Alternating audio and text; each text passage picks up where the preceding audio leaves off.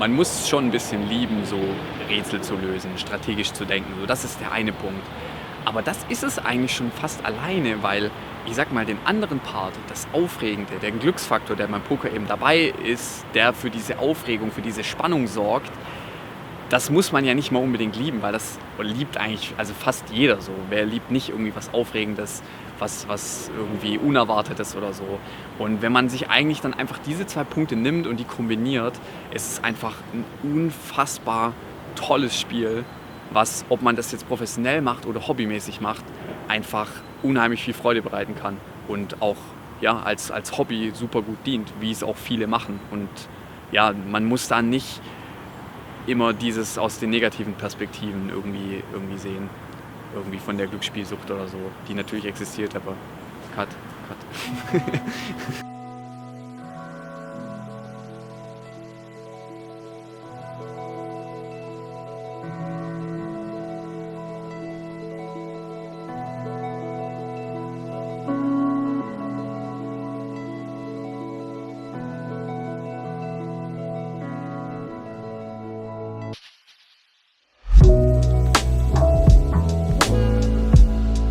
Mein Name ist Quirin Heinz, ich komme aus Stuttgart und ich bin professioneller Pokerspieler und Twitch-Streamer.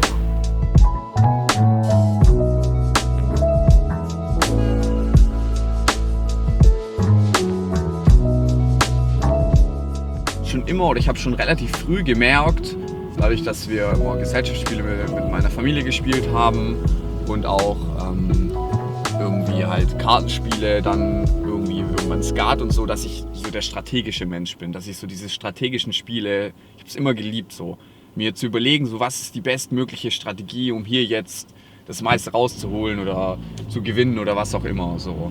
Also es war auch eher wirklich, ich glaube, es ging mir gar nicht eher ums Gewinnen, es ging mir wirklich um dieses Strategische, weil was ist die bestmögliche Entscheidung? Und das war halt dann fürs Pokern halt, als ich das dann entdeckt habe, absolut perfekt irgendwie. Plus, was dazu kam, ist einfach dieses, ja, ist halt wirklich, glaube ich, dass da dieser Glücksfaktor dabei ist, den viele als, sage ich mal, auch negativ beschreiben würden, weil der dadurch eben es möglich macht, dass Leute, die nicht gut in dem Spiel sind, auch gewinnen, aber das macht es irgendwie für mich dann wieder so cool, weil ich dann, dadurch ist so dieser extra Nervenkitzel dabei, so, und was es auch teilweise irgendwie ein bisschen verrückt macht und auch absurd macht, weil es ist im Endeffekt diese Momente, wo man alles richtig gemacht hat. So, man hat die richtige Entscheidung getroffen, man hat strategisch richtig gehandelt und trotzdem verliert man am Ende. Und das ist so bescheuert und ich glaube, viele Leute würden das als unheimlich negativ empfinden, aber genau das fand ich immer so geil, weil ich mir dachte, oh mein Gott, das ist so absurd für den Kopf, damit klarzukommen, dass du triffst die richtige Entscheidung, aber du wirst dafür eigentlich oft nicht belohnt. Oh mein Gott, holt! Bitte, oh mein Gott! Oh scheiße, nicht im Ernst. Nein. Ach komm. Jetzt punishen wir die. Ich schwör's dir, das kann nicht sein. Wir sind so viel besser wie die. Kreuz, Herz, Kreuz, Herz. Let's go! Das ist hier jetzt zum Beispiel ein anderer Streamer auch, den ich kenne. Da war ich erst gestern auf seinem Kanal, weil der so eine Art Pokerquiz gemacht hat. Genau, der hat mich jetzt zum Beispiel, also ich habe erhöht und er hat nochmal erhöht. Ich habe jetzt bezahlt und jetzt betteln wir uns sozusagen ein bisschen. Aber es sieht so aus, als bezahle ich wahrscheinlich nur einmal und wenn er nochmal setzt, schmeiße ich einfach weg. Das ist schon so. Man hat auch immer so ein, also es ist grundsätzlich die Strategie in den meisten Situationen ist praktisch schon so im Kopf drin, dass die meisten Situationen total total Routine sind. Ich bin den normalen Weg gegangen, zumindest was Ausbildung und Studium angeht und auch in verschiedenen Jobs gejobbt und auch dann selbstständig gewesen, Projekte ausprobiert und so. Und ich habe so das Gefühl dann gehabt, gerade auch während meinem Studium oder am Ende von meinem Studium so, ich habe das alles jetzt ausprobiert oder klar, lang nicht alles, aber ich habe viel gesehen und auch viel in verschiedene Richtungen vor allem. Und dann war irgendwie der Punkt so, als ich dann das alles, was ich gesehen und erlebt hatte zu dem Zeitpunkt, was natürlich jetzt noch nicht mega viel ist, aber für mich war das halt damals so. Und dann habe ich das alles irgendwie mit dem Aspekt Poker und Twitch-Stream verglichen zusammen, natürlich, wie man es halt immer macht. Man vergleicht ja irgendwie immer alles, also man muss ja seine Erfahrungen irgendwie vergleichen. Und da ist mir dann halt irgendwie klar geworden, das ist nicht das, was ich machen will, das Konventionelle. Also ich habe wirklich keinen einzigen Vorteil darin gesehen, was Konventionelles zu machen. Und auch keinerlei Nachteile in der Kombination Twitch und Poker. So. Ich glaube, das ist einfach für mich persönlich die perfekte Mischung gewesen. Und deswegen mache ich das jetzt auch schon ein Jahr. Grundsätzlich beginnt der Tag eigentlich relativ schnell, was Pokern angeht, würde ich sagen. Erstmal, also ich gehe schnell ins Bad, ziehe mich an, duschen, falls notwendig, oder falls ich es am Tag davor nicht gemacht habe. Und dann versuche ich eigentlich relativ schnell in meine 15 Minuten Meditation zu gehen, die mich im Endeffekt direkt auch aufs Pokern vorbereitet. Also ich versuche auch, falls ich davor irgendwie was machen muss mit Social Media, irgendwie noch ein YouTube-Video hochladen oder so oder noch auf ein paar Nachrichten antworten, versuche ich alles davor zu machen. Und dann 15 Minuten Meditation und dann starte ich direkt in den Grind, also ins Pokern sozusagen. Und auch da erstmal ohne Stream sozusagen für die ersten 2, 3, 4 Stunden.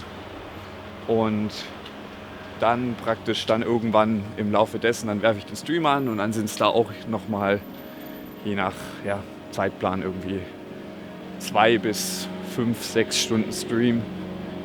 Genau, und wenn ich dann fertig bin, dann ist es ganz normal, höre ich meistens auf, vielleicht beantworte ich noch ein paar Nachrichten, dann koche ich mir was, esse was und dann verbringe ich den Abend meistens mit meiner Freundin oder mache noch eine Runde Sport oder so. Ja, und dann geht es auch schon wieder ins Bett. That's it.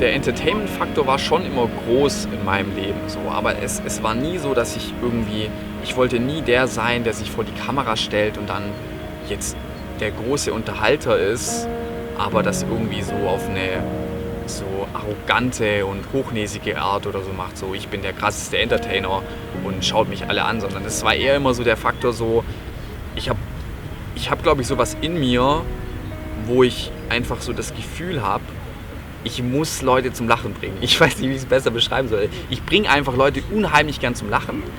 Und mit dem Poker-Aspekt verbunden ist der andere Aspekt, den ich eigentlich so gern mag, ist, ich bringe auch Leuten echt gern was bei. So, ich bin gern ein Lehrer, vermittel was und sehe dann, dass es bei den anderen fruchtet. Und die dann was davon haben und merken so, hey, das, was der mir gerade erklärt hat, das hat wirklich Hand und Fuß. Und wenn ich das anwende, funktioniert das bei mir auch. So. Und das sind, glaube ich, die beiden Faktoren, die mich da ausmachen oder die ich so toll finde daran. Und wahrscheinlich könnte ich auch in einem anderen Bereich entertainen, er müsste aber dann eben mich genauso fesseln wie das Pokern. Und ich glaube, ich kann, auch weil ich Poker so sehr liebe, deswegen in dem Bereich das am allerbesten machen.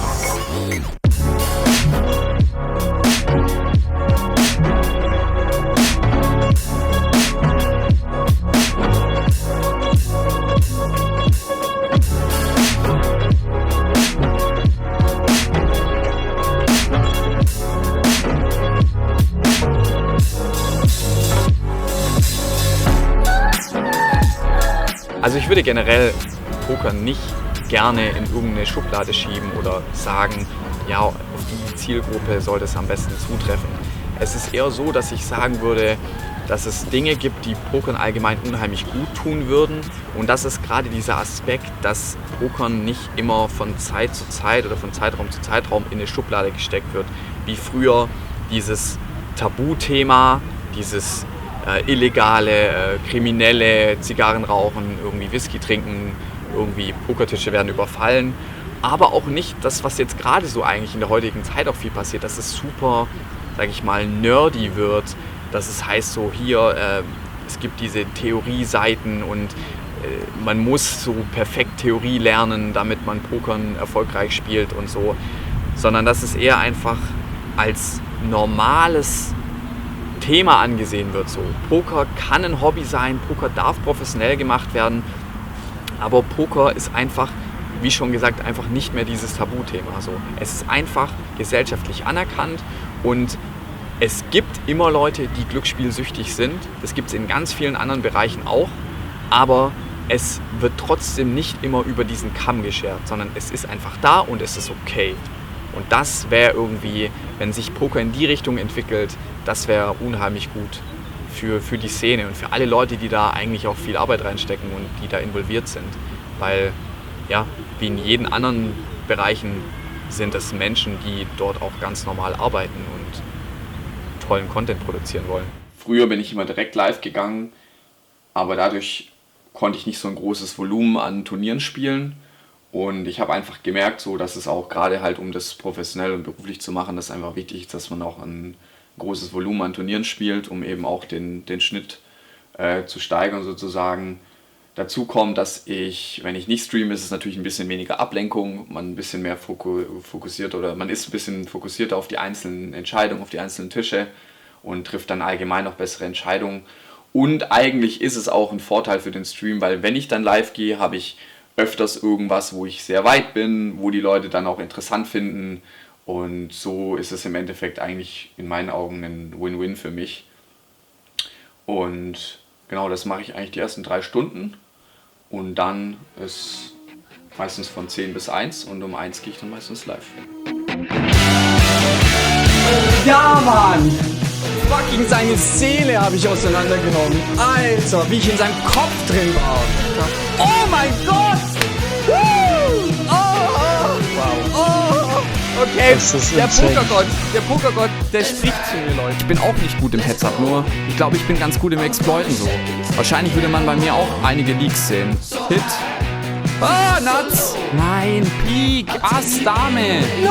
Oh, ich musste 109er. Nein, ich wusste, die Sevens killen mich wieder. Oh, der Sunrun, Baby! Oh, ich lieg daneben, ich zitter richtig.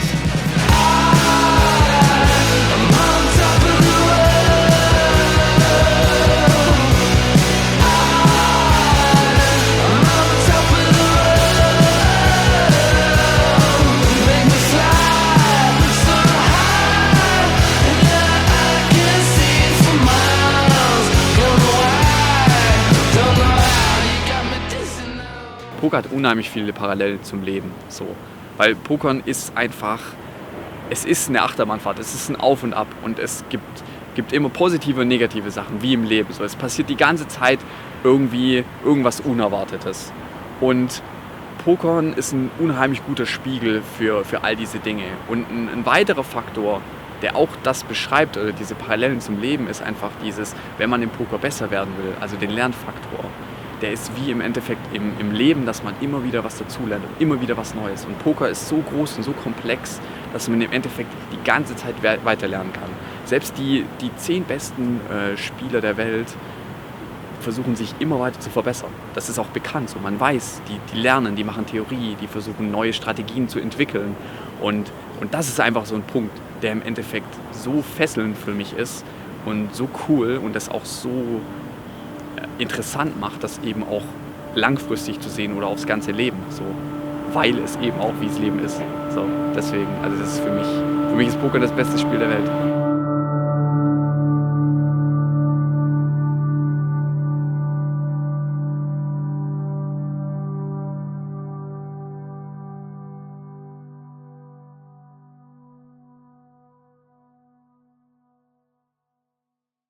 Damals, als ich 5 war, haben mir meine Eltern das Pokerspielen verboten. Deswegen bin ich jetzt Pokerprofi geworden, um es meinen Eltern heimzuzahlen.